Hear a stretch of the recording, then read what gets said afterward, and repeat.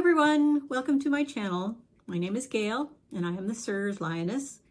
CIRS stands for Chronic Inflammatory Response Syndrome, a condition that I have, and lioness stands for carnivore, which is what I am. Today I'd kind of like to talk about brain fog. This is something that a lot of people experience, and so I'd like to share some of my experiences. I think there's something about the brain fog you get from CIRS that might be a little different from what other people experience, but I don't know. I can only go by my own experience. But anyway, before I forget,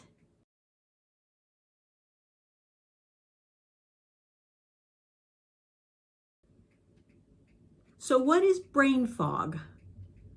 Well, if you do a search on the internet using the search engine of your choice, you may come across several different entries.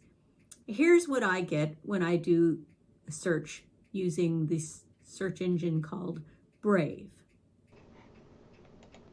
Brain fog is a condition characterized by confusion, forgetful, and a lack of focus and mental clarity. It can be caused by overworking, lack of sleep, stress, and spending too much time on the computer. On a cellular level, brain fog is believed to be caused by high levels of inflammation and changes to hormones that determine mood, energy, and focus. There are currently no approved treatment options for brain fog. So basically, brain fog is when your brain gets inflamed and it affects several sections of your brain in ways that make focus, concentration, and even your vision a little difficult. So some examples. For a lot of people, it's just a little problem focusing, concentrating, and perhaps some mild forgetfulness. For me, it's been a pattern of repeatable forgetfulness in a short period of time. I'll show you.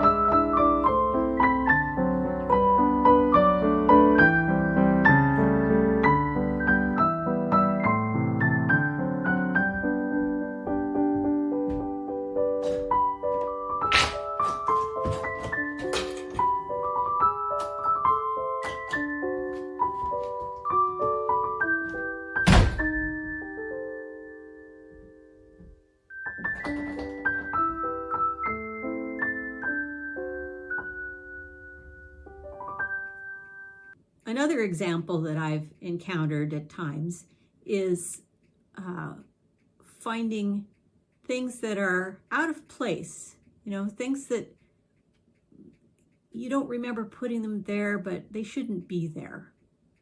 For example,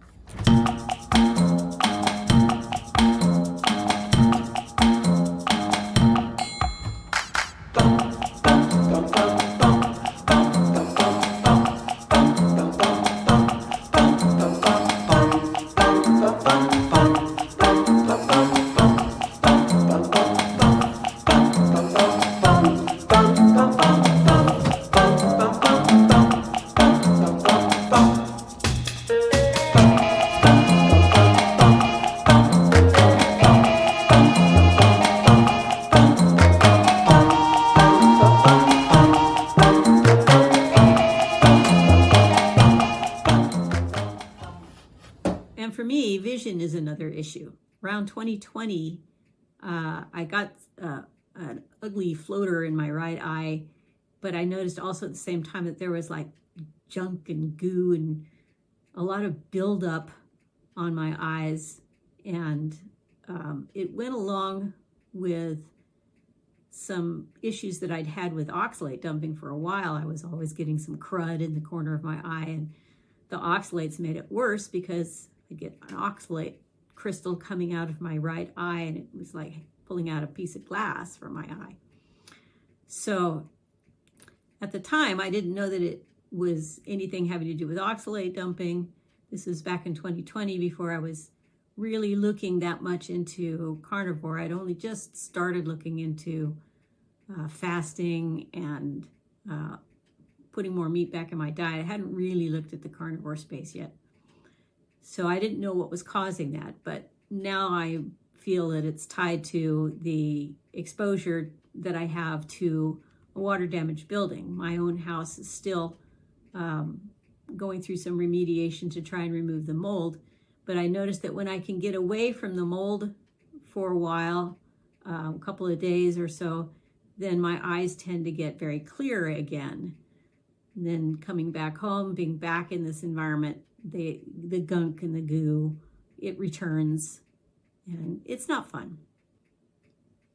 Combining both the vision issue and the lack of concentration and focus brings on what a lot of us call the wall of words. That is, when we get confronted by text and lack the ability to really focus and concentrate, and there isn't enough variety in the text to kind of piece it together, it presents itself as just this wall of words that you can't even make any sense of.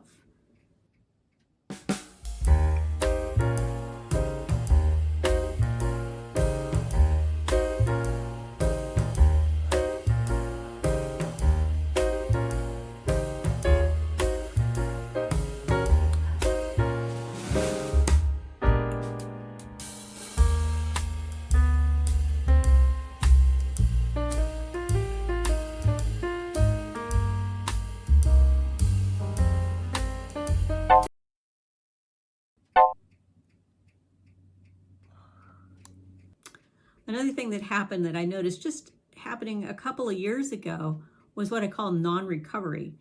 You know how sometimes you'll walk into a room and you forget why you went in there. So then you turn around and you go back out to the room where you thought about that thought. And then you go, oh yeah, I remember. So then you go and you do the thing or get this whatever. You recover that thought just by retracing your steps. I lost the ability to do that. I would forget something. I would know I'd forgot it because I had just been thinking about it a few moments before. And I would try to retrace my steps and nada, nothing. No recovery of the thing I was trying to remember, even though I had thought about it just mere moments before. It's very frustrating. More recently, I've had a couple episodes of what I call McConnell moments. Where my mind goes completely blank for a moment or two. And this seems to be different than just regular blanking out or zoning out or whatever you want to call it. Because in those moments, you know, I've had a lot of those moments, and you're not very aware of what's going on around you presently, but your mind is going through some thoughts and either thinking back in time or thinking up in the future or something that you're trying to think about that is distracting you from everything that's going on around you in the present. But these moments I call blanking out McConnell moments are different. It's like all brain activity other than basic autonomic functions disappear. It's like there's no conscious thought. It's like a big hole in the thinking process where there's nothing happening. And it feels that way because if there is anything happening in that moment, I've instantly forgotten it anyway. That's happened to me twice, and I'll talk about the reasons for that probably in another video. It has to do with medications. So when I first noticed the brain fog, because it was affecting my daily life, was in 2013 when my arthritis attack came back. And I'll talk about that in another video too, but I want to talk about the brain fog. Now, I'm a geocacher. I love geocaching, and I love solving the mystery puzzles in geocaching. So I was doing a lot of that up until the time I got sick again. And I was pretty quick and sharp and worked with other people who were pretty quick and sharp. But when the arthritis came back, also, I lost that ability to really settle down, focus on the puzzles, and solve them without help. And I had to reach out to the community for help all the time because I just couldn't concentrate and couldn't keep my brain working in a logical fashion to solve those puzzles. And so it hasn't really improved since then, other than I will have what I call moments of wonderful clarity. So one of the things that I heard from a lot of carnivores was that their brain fog had gone away, that they were thinking more clearly. And this was happening just a few weeks to a few months after starting carnivore. So I was really looking forward to that, and I was really hoping that my brain would clear up too. So when it didn't, and I was more than 9 months into carnivore, I started looking around for other answers. And that was when I ran across a video with Judy Cho talking about chronic inflammatory response syndrome. And I had never heard of it before. And that video was the first time that I ever saw anything like that. And I said to myself, I wonder if this is me. And I took the VCS test. And it's very important that people take the VCS test, because if you have CIRS, you need to know, because this inflammation in your brain is never going to go away. It will keep coming back and coming back and coming back unless you treat the root cause.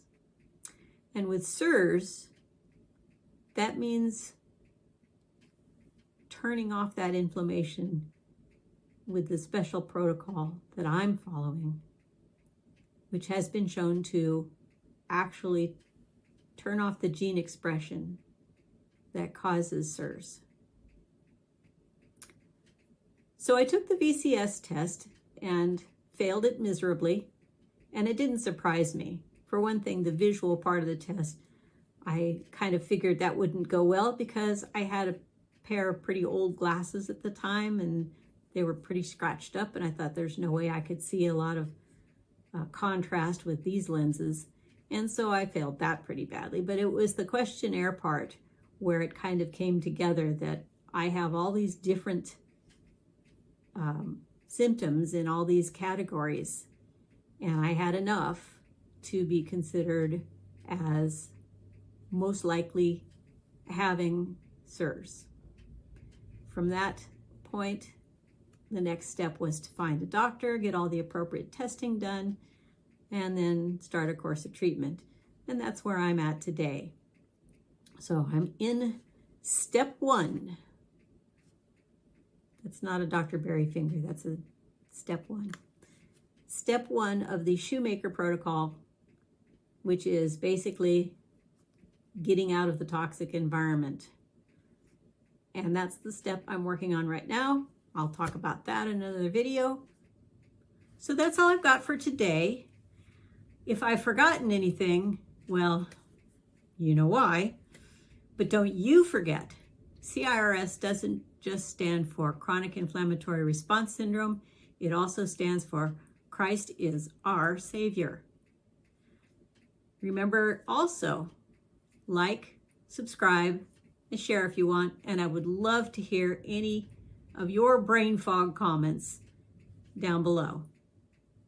Have a blessed day.